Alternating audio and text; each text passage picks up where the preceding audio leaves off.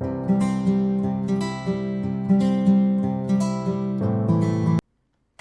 Art of happiness. Dalai Lama का कहना है कि इंसान का खुश रहना एक कला है और द आर्ट ऑफ हैप्पीनेस में हम इसी कला में महारत हासिल करेंगे। अगर आप भी दुख, दर्द, गिल्ट, तनाव या किसी चीज़ का दबाव अपने ऊपर महसूस करते हैं तो आपको ये बुक ज़रूर पढ़नी चाहिए और इस बुक समरी को उन लोगों के साथ शेयर भी करें जिन्हें इसकी ज़रूरत है। ये पुस्तक हमें यह बताती है कि हम खुश होने के लिए नहीं पैदा हुए बल्कि हम खुश पैदा हुए हैं। अगर सच कहे तो ये बुक समरी दलाई लामा ने नहीं लिखी, पर इसके असली लेखक का इस बुक को लिखने का इरादा केवल इतना ही है कि दलाई लामा की टीचिंग एक आम भाषा में लोगों तक पहुंचाई जा सके। और असल में हमें खुश होने के लिए भी मदद की ज़रूरत होती है और आज ज़्यादातर लोगों का खुश होना एक जीवन का मकसद बन चुका है। आप जीवन में हर चीज पा सकते हैं अगर आपकी मानसिकता स्थिर और ठीक है। अगर आप ये खोज रहे हैं कि कौन कौन सी चीज़ें हैं और क्या है वो जो आपको खुश करता है, तो आपको इस बात का भी ज़रूर ध्यान रखना चाहिए और पता होना चाहिए कि आपको दुखी क्या करता है। देखा जाए तो आज हर कोई किसी न किसी से अपनी तुलना करता रहता है और दुखी हो जाता है। जब देखता है कि कोई उससे ज़्यादा कमाता है या ज़्यादा सुंदर है तो वह इस बात से दुखी हो जाता है, या जब अपेक्षित फल नहीं मिलता तब वह दुखी हो जाता है। तो इस पर दलाई लामा कहते हैं कि हमें हमारी तुलना जो हमसे नीचे है उनसे करनी चाहिए और खुद से करनी चाहिए। तभी हम सीख पाएंगे कि स्नेह, प्यार, निकटता और करुणा ऐसी चीज है जो वास्तव में हमें खुश करती है।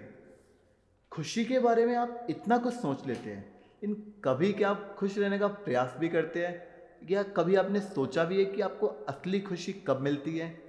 क्या कभी आपने देखा है जब आप किसी की मदद करते हैं तब आपको एक सच्ची खुशी मिलती है? क्यों? क्योंकि हम लोग भी यही अपेक्षा करते हैं कि जब हम मुसीबत में होंगे तब लोग हमारी भी सहायता करेंगे। और यही कारण है कि जब हम लोगों की सहायता करते हैं तब हमें खुशी की अनुभूति होती है। आप तब दुखी हो जाते हैं जब आप अपने आप को, अपनी परिस्थिति को स्वीकार नहीं कर पाते। तो खुश रहने के लिए आप खुद को और अपनी परिस्थितियों को स्वीकार करें और शुक्रगुजार हो। जीवन पीड़ा से बचना नहीं है बल्कि उसका डटकर सामना करने में है, और पीड़ा ही हमें आराम का एहसास कराती है। आप इस समय किस तरह बर्ताव करते हैं ये पूरी तरह आपके हाथ में है। गुस्सा, घृणा और चिंता जैसी परिस्थितियों में हमेशा आपका एक सकारात्मक रवैया रहना चाहिए, क्योंकि बुरी भावना से कभी आपकी दोस्ती नहीं हो सकती और बुरे विचार आपके सकारात्मक विचार से डरते हैं। अब अंत में वे दो बातें जो आपको इस बुक समरी से हमेशा के लिए याद रखनी है और अपने जीवन में उतारनी भी है। नंबर 1, खुद को स्वीकारें। अपनी तुलना खुद से करें बजाय कि किसी और से करने के, और अपनी खुशी की जिम्मेदारी स्वयं ली। नंबर 2, पीड़ा में कुछ भी अप्राकृतिक नहीं है।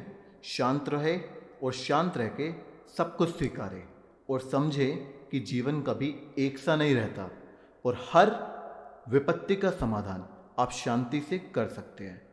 आशा करते हैं कि ये बुक समरी आपको पसंद आई होगी।